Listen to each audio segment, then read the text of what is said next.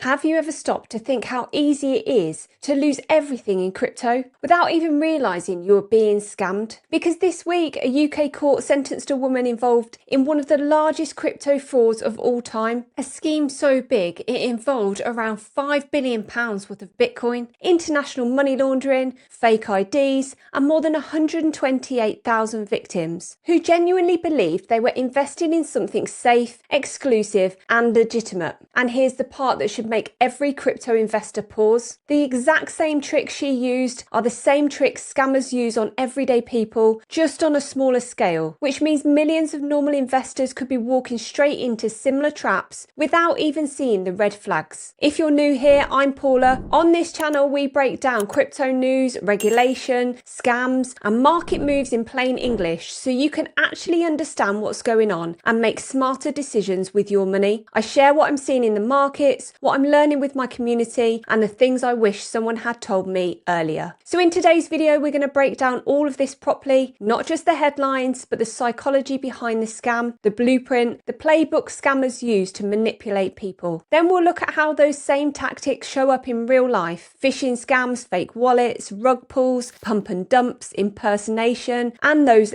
guaranteed return schemes that never end well. By the end of this video, you'll understand how these scams really work, how scammers think, and how to protect yourself so you're not the next person staring at a balance that suddenly says zero. Let's start with the UK case and why understanding it can protect you from losing thousands in the future. A few days ago, at Southwark Crown Court in London, Jimin Chien was sentenced to 11 years and 8 months in prison. This wasn't some casual influencer pump and dump. This wasn't a £500 meme rug pull that blew up on TikTok. This was a structural, engineered, psychologically calculated fraud, one of the largest in history. Between 2014 and 2017, Chien built what looked like a high-end investment operation. On the surface, it was all very polished: professional branding, smart-sounding products, invitations to what sounded like elite investment opportunities, the promise of stable, consistent returns, and the image of someone who knew how to play the markets better than everyone else. It felt exclusive, it felt safe, it felt sophisticated. Behind the scenes, it was a Ponzi scheme wrapped up in luxury packaging. Money was flowing in from tens of thousands of people. On paper, they were seeing profits, fake statements, fake growth, the illusion of success. And while all of that was happening, Chien was quietly converting the proceeds into Bitcoin. Not a handful of coins, not 1,000, but 61,000 Bitcoin. At today's prices, that stash was worth well over £5 billion.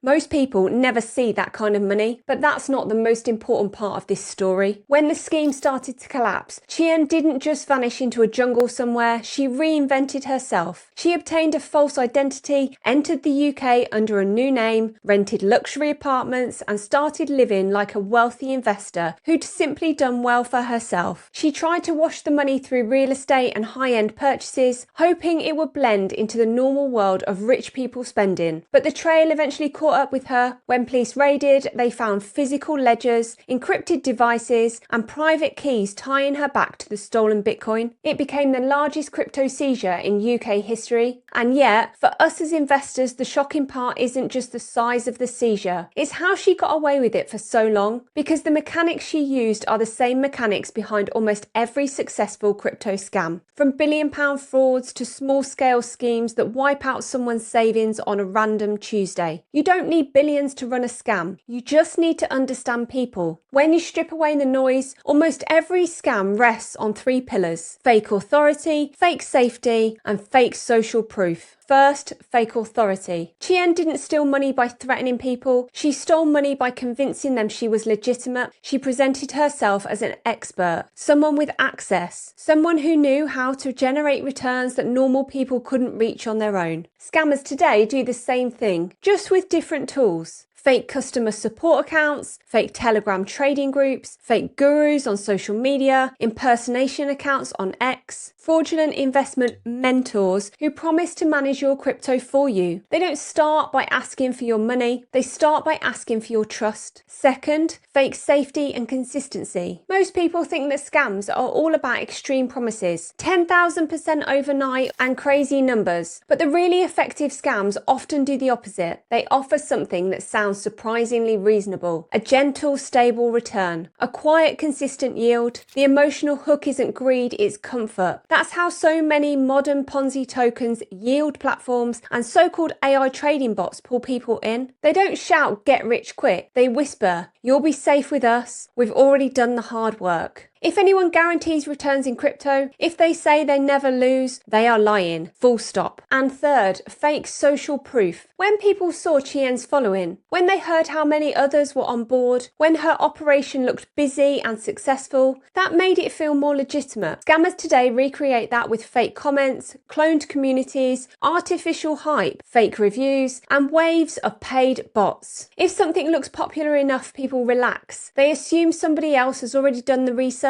Fake authority, fake safety, fake social proof. Once you see those three patterns, you start spotting them everywhere. This story is not really about Bitcoin. It's not about China or London flats or even eye-watering numbers. It's about psychology. Technology changes, platforms change, coins come and go. But human weaknesses are stubbornly consistent. Fear of missing out, desire for stability, trust in authority, pressure to follow the crowd, and the belief that somewhere out there someone has a secret system that never loses. If a scammer can plug into those emotions, they can take everything. Whether it's £500 from your MetaMask or £5 billion from a global network of victims. Now you've seen how this works at the psychological level, let's go deeper into the kind of scams we see in crypto today. If the Chien case showed how scammers manipulate trust, the next type of scam shows how they manipulate hype. During the DeFi boom, there were days when it felt like a new revolutionary protocol launched every hour. Screens were full of colourful dashboards, insane APYs, and tokens claimed they were about to reinvent finance. Most of them just died quietly, but some went out in a blaze, and one infamous example is the Titan-style rug pull. The pattern is simple. A project launches with a slick interface and a clever-sounding mechanism. The community grows fast. People genuinely believe they're early to something big. Prices climb, social media explodes, screenshots of insane gains start flying around, and from the outside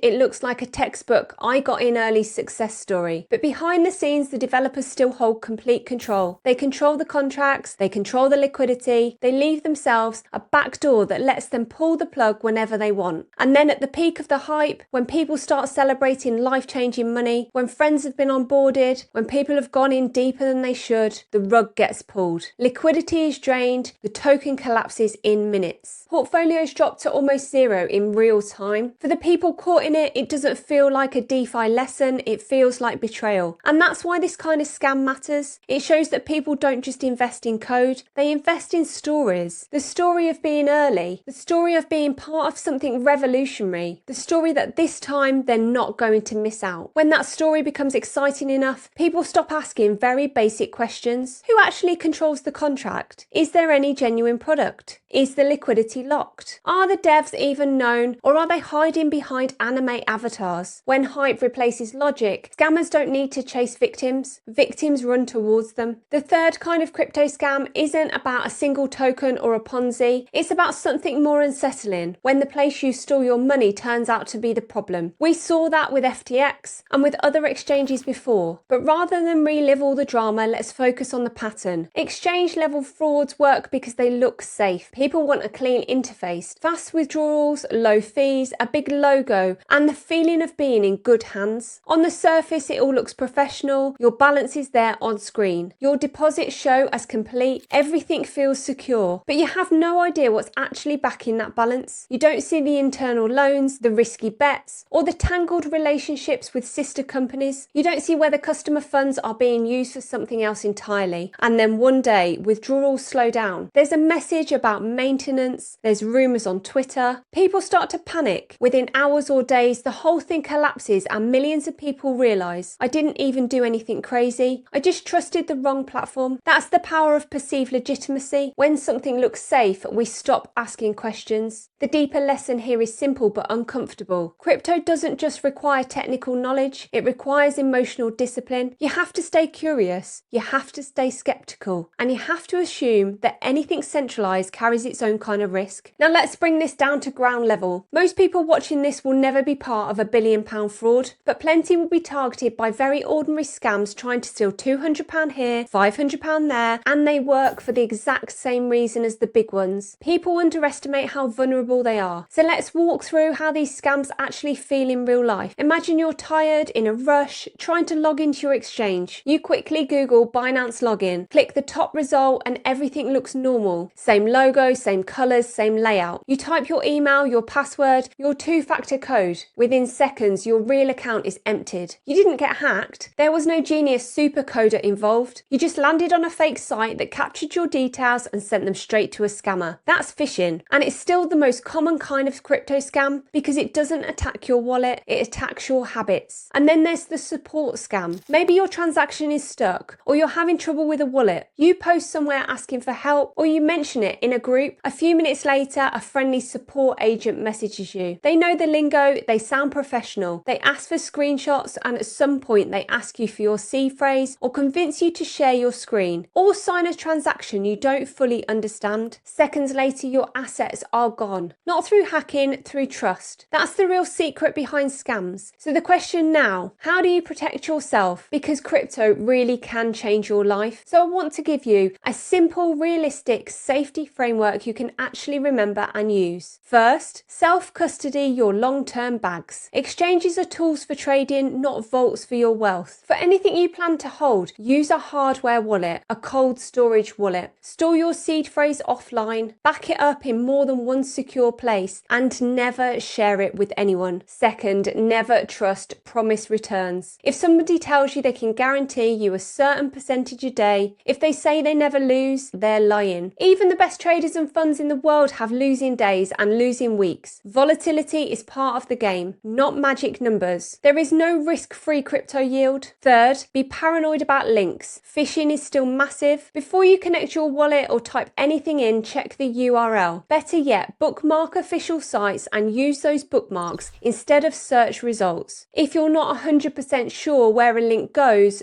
don't touch it. Fourth, look under the hood of new projects. When you're looking at a new token or protocol, especially in the meme, gaming or AI space, slow down and check the basics. Who holds the supply? Is liquidity locked, and for how long? Are there functions in the contract that let the devs change fees, mint more tokens, or pause trading? Inside our Crypto Wolfpack community, we walk through this step by step. How to check holders, how to read simple contract info, how to spot obvious red flags. And we do it in a way normal people can understand. And if you want to know the exact strategies we use to make money in both the bull market and the bear market, we've made a completely free course for you. The link is in the description below. And finally, slow down. This might be the most important one. Almost every scam needs you to move quickly. Limited spots, offer ends tonight, we're about to moon. That rush of urgency is designed to shut off the rational part of your brain. If you feel pushed, pressured, or emotionally charged, step back. Because if it's a real opportunity, it will still be there tomorrow. You don't have to catch every opportunity. You just have to avoid the ones that are designed to rob you. Crypto is incredible, but only if you protect yourself. If this video helped you, make sure you hit like, subscribe to the channel, and share it with someone who's just getting into crypto and maybe doesn't see these risks yet. Have you ever been targeted by a crypto scam? Tell me in the comments what happened and what did you learn from it? Your story could be one that stops somebody else from losing everything. Thank you so much for watching, and I'll see you on the next one.